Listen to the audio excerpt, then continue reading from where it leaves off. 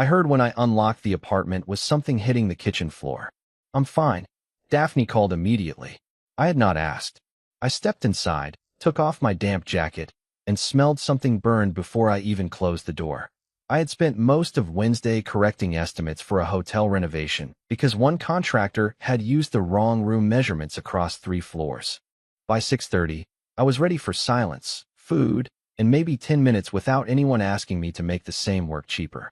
Instead, I found Daphne standing in the middle of our narrow kitchen, holding a dish towel and staring at a blackened skillet. She still had on her black work pants, but she had changed into a loose rust-colored sweatshirt. Her hair was tied back in a way that looked temporary, even though I knew she had probably done it hours earlier. She wore gray socks with small yellow lines across the toes. The refrigerator was open. 3 cabinet doors were open. Tomato sauce had reached part of the counter that tomato sauce should not have been able to reach. A wooden spoon was on the floor beside her.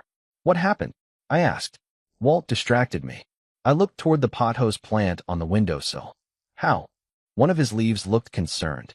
That plant has never accepted responsibility for anything. He has emotional depth. I walked over and turned off the burner. Daphne moved aside without arguing, which told me the situation was worse than she wanted to admit. I was trying to make that rice skillet thing from the recipe Mary gave me, she said.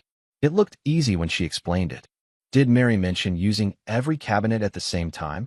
I needed options. I checked what was left. The rice was still usable. So were most of the vegetables. There were eggs in the refrigerator, some leftover sauce, and half a bag of shredded cheese. The original meal cannot be saved, I said. Is there any reason to be that immediate with the bad news? You want me to build suspense? A little kindness would be nice. The meal fought hard. She pointed the dish towel at me. Thank you.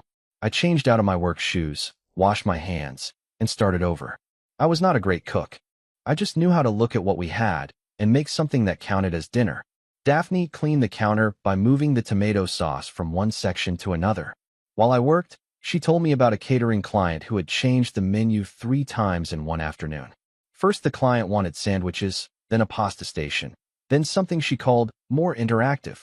What does that mean? I asked. No one knows. I think she wants the guests to assemble their own food while wearing formal clothes. That sounds efficient. She also wants everything delivered 20 minutes earlier without changing the delivery time. I told her about the project manager who had asked whether a square meeting room could feel less square without moving any walls. What did you say? Daphne asked. I said we could use round tables. She laughed hard enough that she had to lean against the counter. That was the problem with Daphne. 5 months earlier, she had been a practical answer to rising rent. Now she was the person I wanted to tell when somebody asked me something ridiculous at work. We ate at the small dining table. The food was fine, not impressive, but warm and edible, which was more than the burned skillet had promised. Daphne took another bite and nodded seriously. You saved the evening, she said. I owe you one. You can wash the dishes. Anything reasonable. Close the cabinets. That feels personal. I should have asked for the better portion of the leftovers. Instead, I looked at her across the table and let the question I had avoided for months come out before I could stop it. Have you ever thought about us being more than roommates? Daphne went still. She did not laugh. She did not make a joke about Walt. She set her fork down carefully.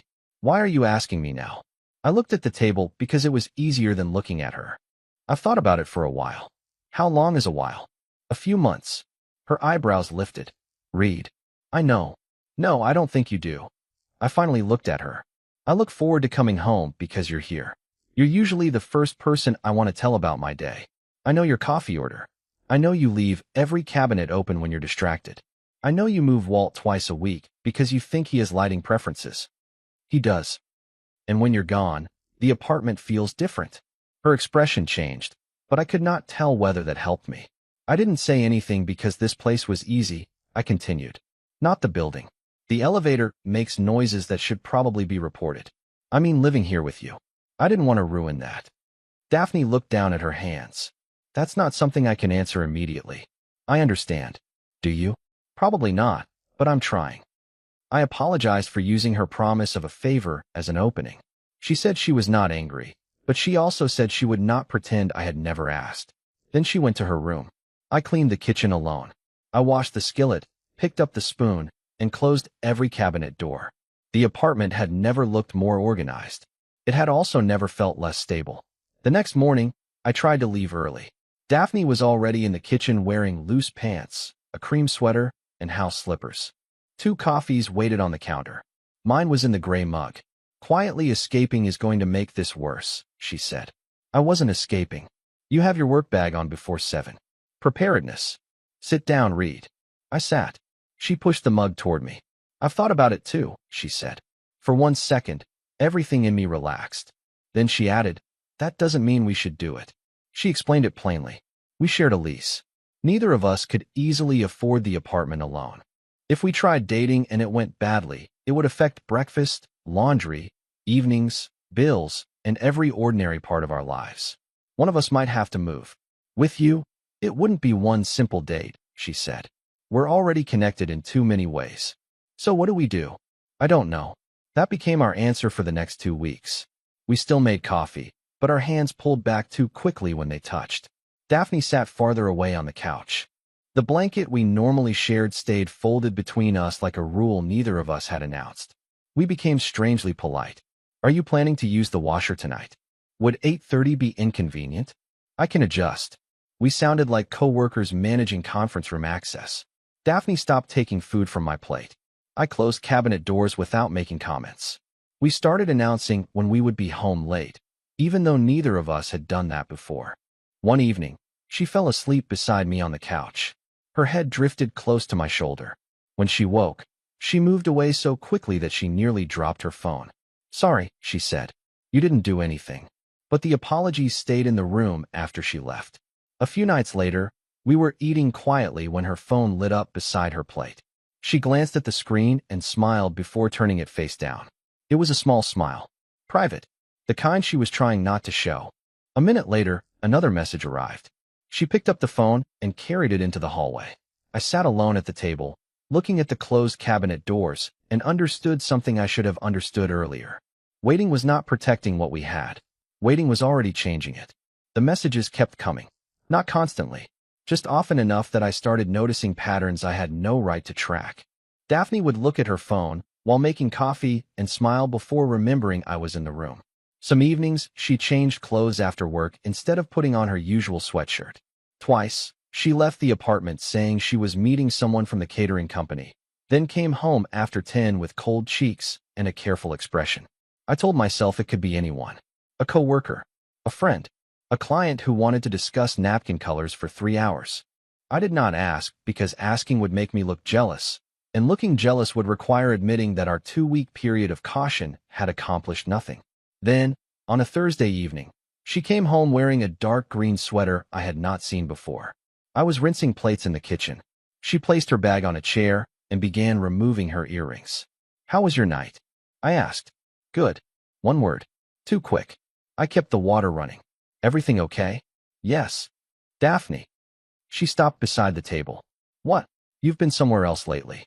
She looked toward her bedroom, then back at me. "I've gone out with someone a couple of times." I turned off the faucet. "Someone from work?" "Not exactly. His name is Aaron. He works at one of the venues we use." I nodded as though she had told me the elevator inspection was scheduled. "Okay. Read." "What?" "You can say something." I dried my hands slowly. It's strange that going out with someone else is easier than trying to be honest with me. Her face tightened. "It is easier." That answer landed harder than I expected. I picked up one of the plates even though it was already clean. "Right. That isn't what I meant." It sounded clear. "Aaron doesn't live here," she said. "If I go to dinner with him and it goes nowhere, I lose a few evenings. That's all." "And with me?" "With you, it would never be only a date." She stepped closer to the counter, but kept space between us. "If you disappoint me, I don't just stop answering messages. I lose this apartment. I lose our mornings. I lose the person I trust most. Maybe one of us moves. Maybe we can't even sit in the same room afterward." "You think I would do that?" "I don't know what either of us would do. That's the point." I wanted to tell her Aaron was a bad idea. I wanted to ask whether she liked him. I wanted to make the whole thing simple by being angry. Instead, I said, "My job wears me out." She blinked. "What?" "Before you moved in, I came home because I needed somewhere to sleep before going back to work. That was basically it." She said nothing. Now I come home because you're here. Because you tell me stories about clients who want interactive sandwiches. Because you start coffee before I get up. Because you leave notes on the toaster like it can read. That note was for you. It said, "Do not trust him." He burned one side. I almost smiled. Then I looked around the kitchen. This place is the best thing I have in Spokane. Daphne's eyes moved away from mine. It's the best thing I have too, she said quietly. There it was. The answer we had both wanted. And neither of us did anything with it. I did not ask her to stop seeing Aaron. She did not say she would. We stood in the kitchen knowing exactly why we were afraid, and somehow made the fear stronger by naming it. After that, Daphne started disappearing in small ways. She left before breakfast. She accepted extra catering shifts. She ate before coming home. When she was in the apartment, she spent more time in her room with the door closed. I responded by working later. We both called it giving each other space. Really, we were building separate lives without changing the address. She still did small things for me. Once, I found soup in the refrigerator with a note that said, "Heat this properly. Your definition of warm is legally questionable." She replaced the coffee filters when we ran out. She moved Walt to the other window because the light had changed. Those things were worse than silence.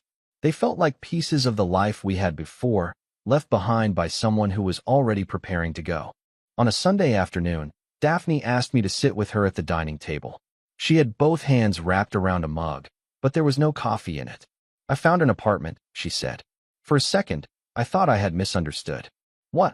"In Brown's addition. It's small, but I can manage it. It becomes available next month."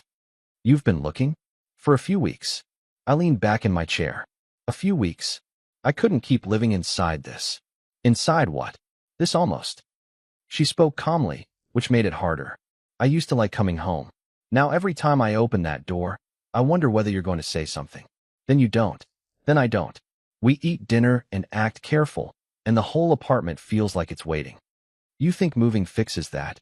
"No. Then isn't this just running away?" "Part of it is." At least she did not deny it. "But you asked me that question," she continued. "You changed everything, and then you waited like asking once completed your part." I looked down at the table. "I gave you time. You hid behind giving me time. That was harder to argue with." She took a slow breath. "I kept thinking you would make a visible choice. Not pressure me. Not demand anything. Just show me that this mattered enough for you to take one more step." The sentence I needed was right there. "Stay. I choose you. We can figure out the lease, the bedrooms, the money, all of it." I knew exactly what I wanted to say. Then I pictured the apartment going wrong. Arguments in the kitchen. One of us unable to afford rent. Daphne regretting everything and having nowhere comfortable to go. Fear arrived sounding practical. "If moving is what you need," I said, "I won't make it harder." Daphne stared at me for a moment. Then she nodded. "Thank you." Her voice was polite. Her expression was not. The first boxes appeared 2 days later. She labeled them in thick black marker. Kitchen probably. Things with cords. Fragile except maybe not. Open first if panicking. Walter supplies. I held up the last one. How many supplies does one plant have? He has needs. He has dirt. He also has a routine. We argued about the mugs, the yellow bowl, and whether the crooked floor lamp was worth moving. For 10 minutes, we sounded like ourselves again. Then I handed her a roll of packing tape, and we both noticed the half-empty living room. Daphne looked away first. That night, I stood in the kitchen after she went to bed. All the cabinet doors were open. For once, I did not close them. Moving day was bright and cold. I had expected clouds because that would have matched the mood better, but Spokane gave us a clear sky and sunlight that made every box easier to see. I borrowed a dolly from work. Daphne rented a small cargo van that smelled like rubber mats and old coffee. We carried down the kitchen boxes first, then her clothes, the narrow bookshelf, the crooked lamp, and 3 containers she claimed were all necessary. "No one needs this many storage containers," I said. "You say that now. I have said it for 5 months. And yet you keep using them." That was true, so I stopped arguing. Walt rode near the front, secured inside a laundry basket with towels around the pot. "The plant has better travel arrangements than most people," I said. "He has seniority. The old elevator took so long between floors that we used the stairs for smaller boxes." By the 4th trip, Daphne's hair was coming loose and my hands were sore from cardboard edges. Her new apartment was in Brown's addition, on the second floor of a smaller building with narrow stairs and old carpet in the hallway. The living room was barely large enough for the couch she planned to buy. The floors leaned slightly toward the kitchen, and one window stuck halfway open. But the kitchen had bright afternoon light. Daphne carried Walt directly to the window. "He'll like this," she said. "He has not said anything. He's processing." We unpacked nothing except a lamp and the coffee maker. After the last box, we stood near the open door. Daphne had one hand on the frame. She was waiting for something. I knew she was. This was the moment. I could have told her not to stay away. I could have told her the old apartment was not home without her. I could have said we had made a mistake and that I was done pretending silence was respectful.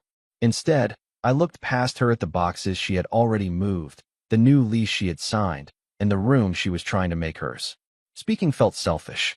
That was what I told myself. "Take care of yourself," I said. Daphne's face changed so slightly that someone else might not have noticed. "You too." I walked down the stairs alone. The old apartment felt wrong before I even turned on the lights. Her shoes were gone from beside the door.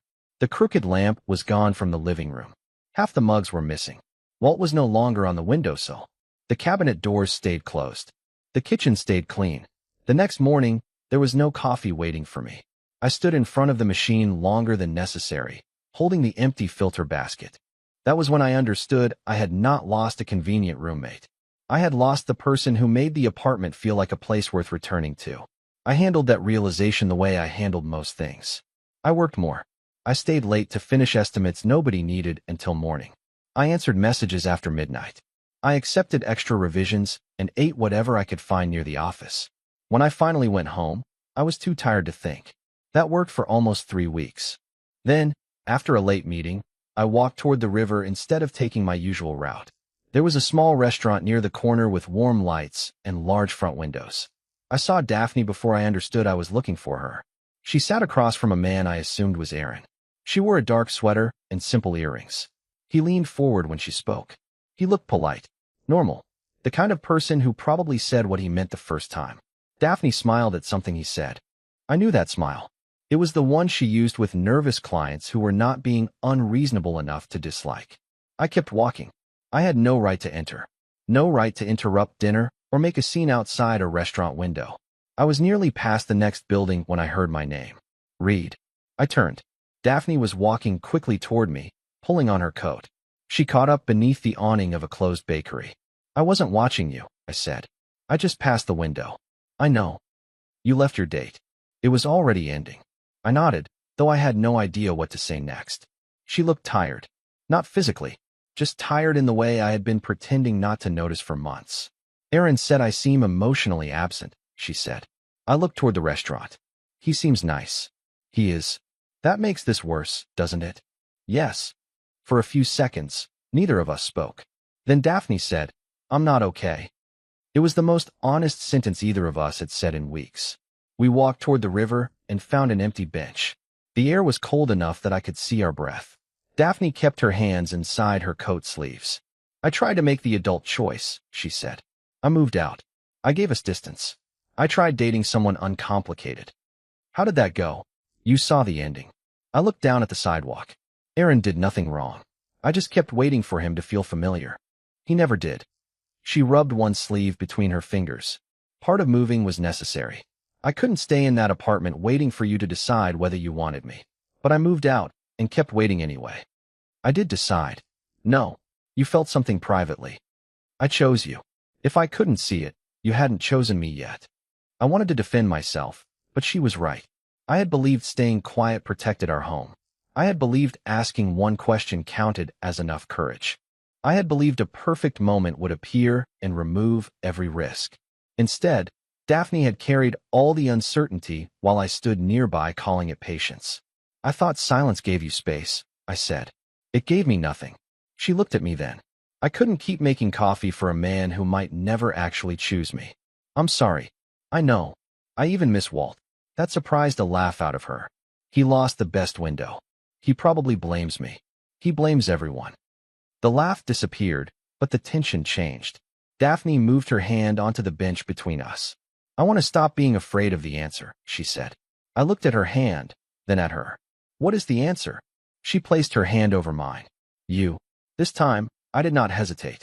I turned my hand under hers and held on. I choose you, I said. Not almost. Not privately. You. Daphne watched me for a second, like she was checking whether I understood my own words. Then she squeezed my hand. Good, she said. Because I'm not moving back tomorrow. I laughed once. That sounds fair. I mean it. I know. We stayed on the bench and talked until the cold forced us to move. Not about promises or some perfect future. We talked about rent, space, work schedules, and what would happen when one of us became afraid again. Daphne said caution was not the problem. The way we used it was the problem, she said. We treated silence like it was responsible. It felt responsible. It was extremely quiet. That's not the same thing. She said useful caution meant discussing money, keeping personal space, and saying when something felt wrong before it became a moving van. I agreed not to hide at work whenever a conversation made me uncomfortable. She agreed not to make major decisions alone just because she assumed I would avoid the discussion. And no dating other people to escape the obvious answer, I said. She gave me a look. That one was mostly for me, she said. I walked her back to her building. At the entrance, she stopped with one hand on the door. A few weeks earlier, I would have tried to guess what she wanted and probably chosen the safest possible response. This time I asked, "Can I see you tomorrow?" "Yes." "Dinner?" "Yes." "Do I come up now?" "No." "Okay." She smiled. It did not feel like rejection. It felt like an answer. The next 3 weeks were strange in a good way. We dated like two people who already knew how the other person loaded a dishwasher but had never chosen a restaurant together. Our first official dinner was at a small place downtown. Daphne changed her order twice and then ate part of mine. I reminded her that she had stopped stealing food during our awkward period. I was respecting boundaries, she said. You were making dinner less efficient. We walked near the river after work. We met for coffee before her early catering shifts. I spent evenings at her apartment, where the floors leaned and the heater made a clicking sound every 20 minutes. She came to the old apartment too. The first time she walked in, she paused beside the kitchen. All the cabinets are closed, she said. Nobody has interfered with them. That's depressing. She opened one before sitting down. We learned that what we had was not limited to the old couch or the shared rent. We could talk in her smaller kitchen. We could disagree in a restaurant and finish the conversation without retreating into separate rooms. We could spend an evening apart without turning it into a message. Daphne ended things with Aaron honestly.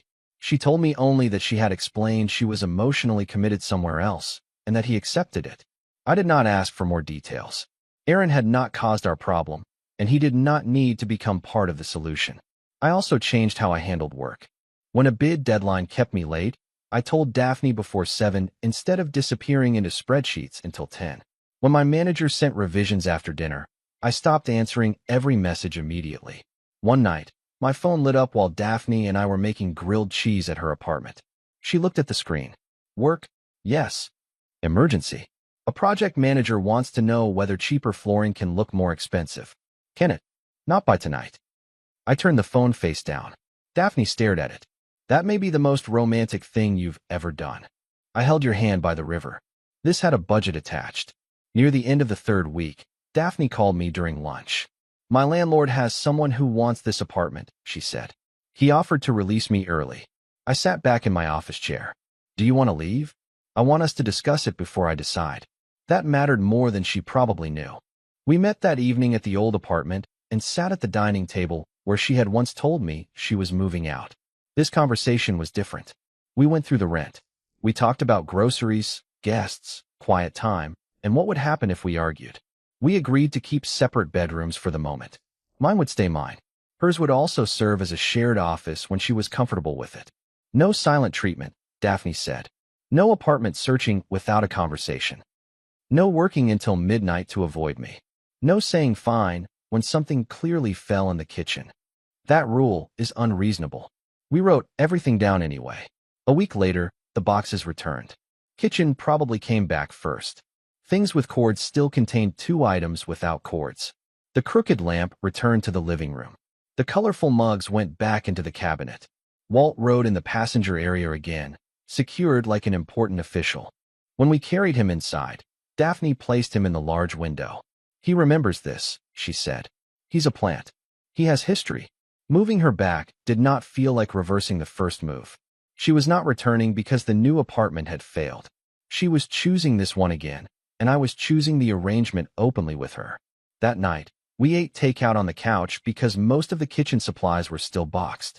Daphne leaned against me. I put my arm around her. Neither of us apologized.